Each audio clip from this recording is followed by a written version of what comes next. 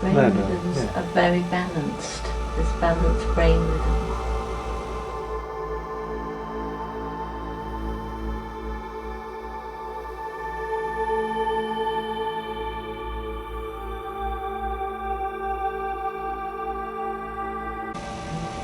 Quite a lot of alpha.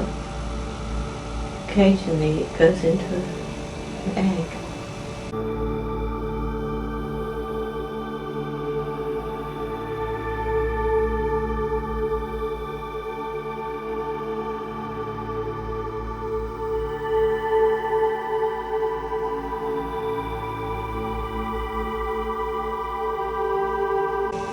This is showing creativity egg, isn't it? Yes, Going into that. This one you are seeing, and that's really what's making this creativity egg. Yeah, that's right, because you need the imaging to get this egg.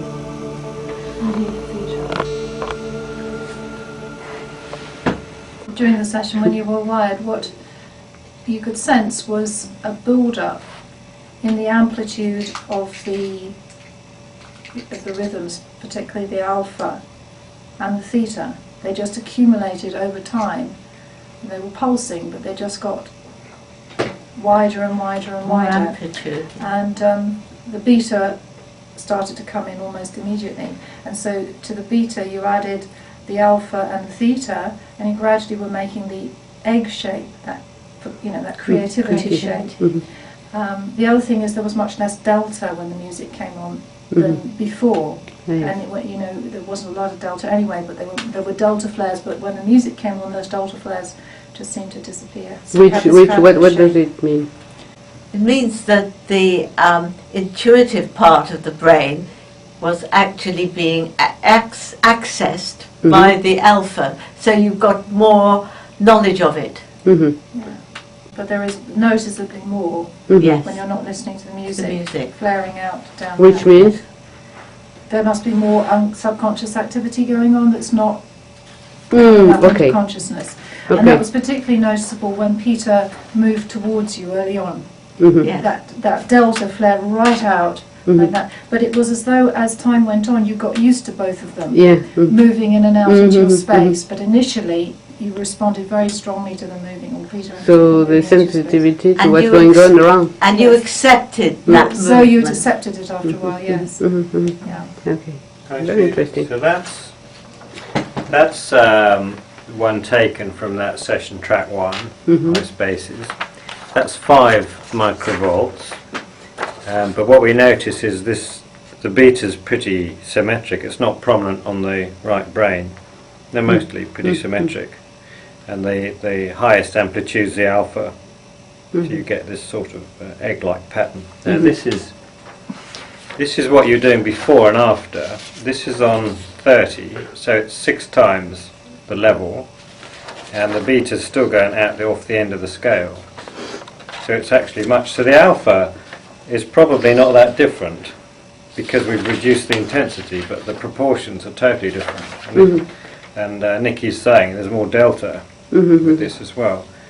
So this is you, I think, when you're explaining, when you're interested about something, the expression's more on the right brain beta. You have it on the left as well, but also there's sort of delta going with it. If you like, maybe that's firing up what you're expressing. Yes. But the whole shape of it has changed to a pattern which is much more predominantly externalized, but with this stuff going on. Whereas this one is much more centered. Yeah, you can see the balance. Yes, very interesting. This is another one which you did. So the difference between these is that this one is more prominently around these parts. The delta. That's still again symmetric. It's incredible how much lot of theta and. One phenomenon we found is that the beta and the alpha seem to move together. Not all the time, but quite a bit, which is what we'd seen. I'd seen something on Nikki's, it was doing lots of it on mine, which is something we're not familiar with on the mind mirror at the top part. So this pattern is more like what we'd call state 5. So beta rounded alpha. Quite a lot of theta actually in this one. This is more like going into what we call creativity, state 6, but more on this side. If you look at the shape of this pattern, on the right side, it's more like the shape of this, whereas this one is... Usually when you see this, again, it means these are working, they're more integrated. The functioning of the theta and to some extent the delta is more coherent. But when was this This is taken? more an active creative state. Yes. When was this taken, this one? Well, it was maybe 2/3 of the way into track one. Okay. Both not that far apart in time.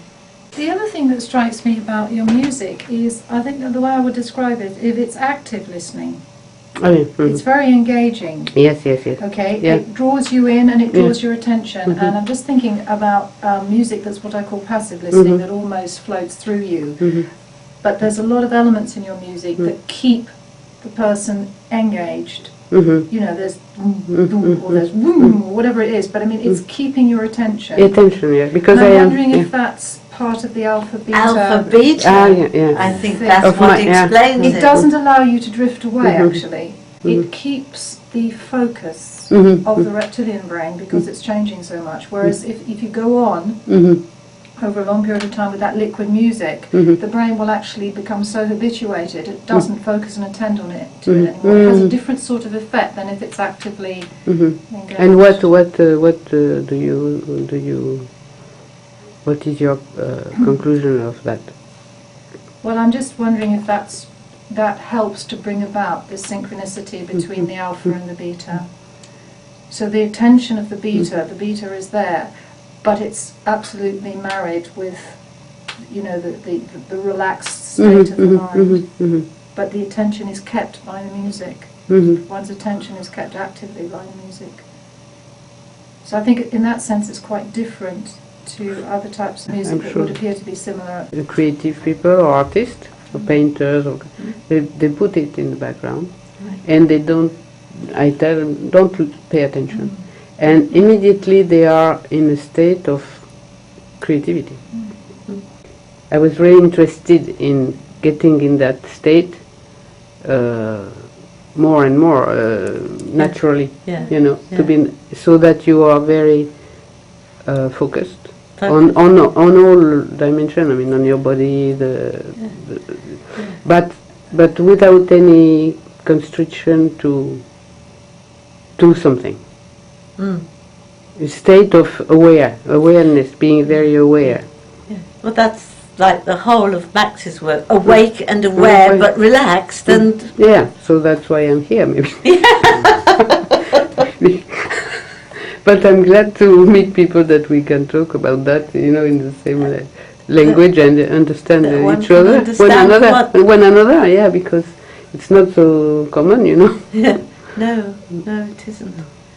So thank you very much for